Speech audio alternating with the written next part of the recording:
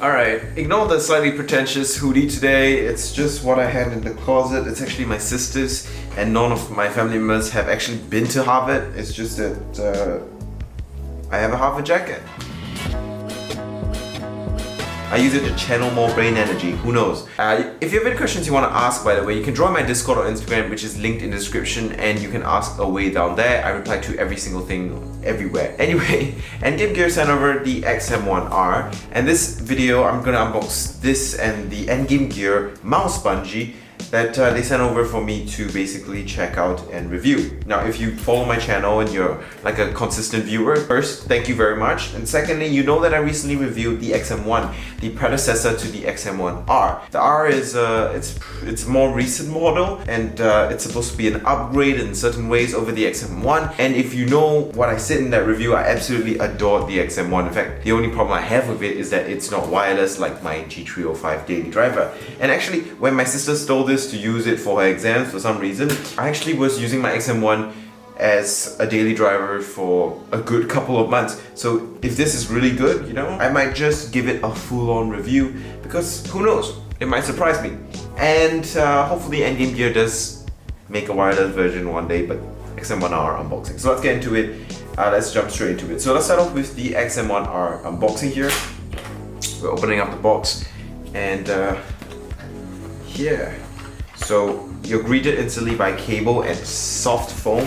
I like soft foam. Soft foam is good for packaging. It means things don't break in shipping. So it's all soft foam, which is impressive, because usually it's like cardboard inside and all that. So this is the Dark Frost colorway, and I can tell what they mean by Dark Frost. That's actually pretty interesting. So the XM1 that I liked is just simple white, solid kind of shell, like a G305. This, however, is slightly translucent, like almost like a Batman mouse. It's actually pretty nice. Like I thought it was just a normal black mouse. That's pretty cool. So it's slightly translucent, and initial impressions physically, I think it should be almost exactly the same. I'm not sure if it's lighter, and it looks very similar to the XM1. Top to bottom, the button layout, everything is pretty similar overall. But I'll go get the XM1 and compare it in a bit. But let's take a look at the external. We got left click, right click, nice and big, then really low and close to the table, close to the ground, which is what I like in my mouse. You've got two thumb buttons here that are excellent in standard positions, which is good, clicky and nice. Got a nice scroll wheel, pretty much the same scroll wheel, pretty much the same very light braided cable, and that's the same shape, I think, roughly the same shape that I really like. Inside the box you also get some replacement mouse feet, so you can replace the mouse feet on your XM1 when they wear out. This is always a nice touch, because replacement mouse feet is something that most people don't get around to buying. It's a bit of a hassle to have to spend $5 to source one from China and then pay $5 more or $10 more in shipping. It's nice when a manufacturer includes extra mouse feet, because, you know, hardcore gamers, you expect it to wear out. You also get a little card in the box that tells you to install your software from Endgame Gear's website. I really like this little card. It's very well printed. And it tells you your default CPI levels are 400, 800, 1600, 3200. You can switch CPI profiles with a button on the bottom, blah blah blah. Okay, that's cool. So yeah, quick start guide plus manual and instructions to download more stuff on the software. Now, let's take a look at the box itself, because I love looking at packaging. On the front, we've got the mouse, we've got information, we've got less than 1 millisecond analog mouse click technology. Not that it really matters, because most mouse, it's not like it's gonna make so much. It's not like it's gonna make a difference that you can actually notice. That's for sure. XM1R Dark Frost, lightweight at about 70 grams. Okay, so now we're gonna go get the XM1 that I reviewed in the past, daily driver, and we're gonna see which one's better. Wait, where's my XM1? So here it is. This is the XM1, and this is the XM1R. And physically, turns out the shape is exactly identical. Perfect. So yeah, I mean, so my initial impression was right. Yeah, the shape is exactly identical. I think the XM1R is a bit lighter, so that's good. Yeah, it's definitely a bit lighter. Yeah, it's a lighter mouse. Not by much, not that it's super noticeable, but I think there's a slight weight reduction here. Another thing that is replaced with the XM1R compared to the XM1 is that it's got cowl click switches inside, which is clickier and nicer. I mean, I really can't tell the difference. This has a thuddier thicker, thockier sound, I think is the right word for it. And this one has a Omron-like kind of clickiness to it, which is pretty standard on gaming mice. I don't think the difference is really that much that I would really care, but this definitely has a very nice, well-tensioned feel, reminiscent of a crisp, brand new G102 straight out from the package. These are Cal 8.0 mouse click switches. Apparently they're really nice and really in demand, but apart from that, not much else difference.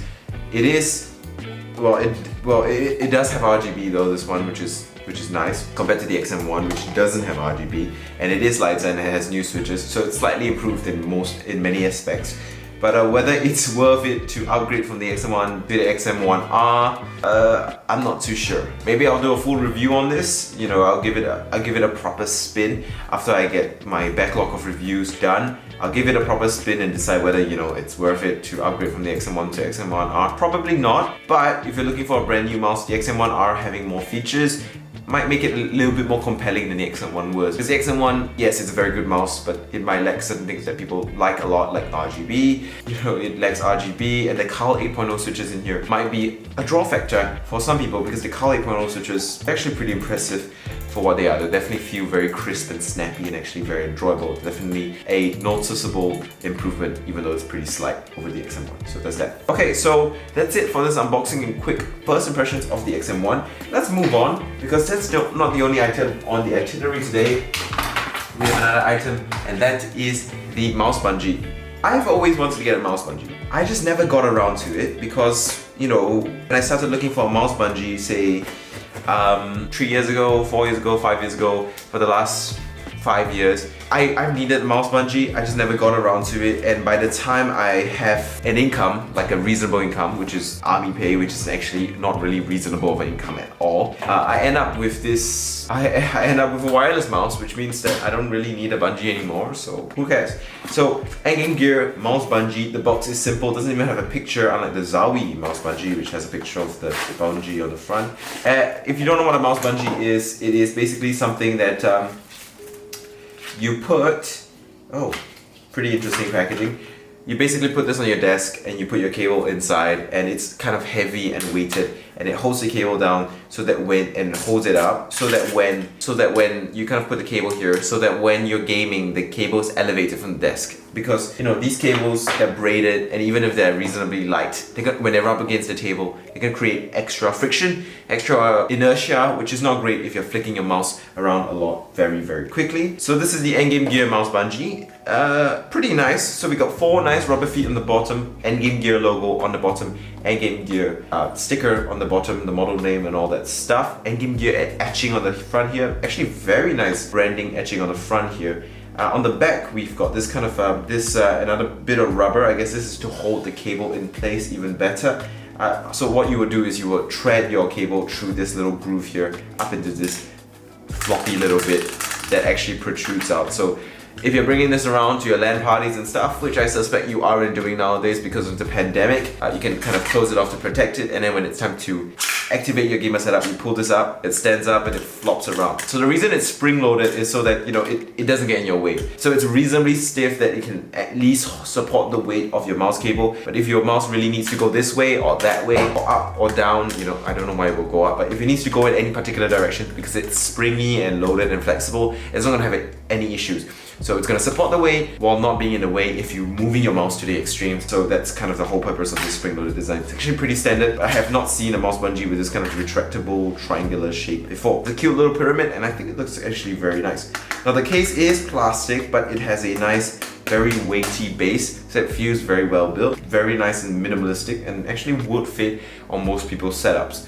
White and black, simple basic colors, all you need in a mouse bungee, so that's nice. Okay, so that's it for this quick little unboxing. I'm gonna end this video off here. Thank you guys so much for watching. If you did enjoy it or you didn't, you know, just tell me in the comments.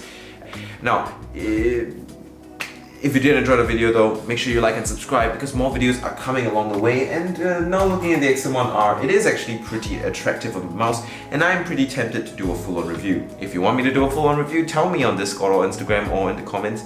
Or by hitting the like button, and I would actually do a full-on review. This is a pretty unique product. once again, thank you to Tech Dynamic, the local distributor for Endgame gear in Singapore, for sending over some loan units for me to check out.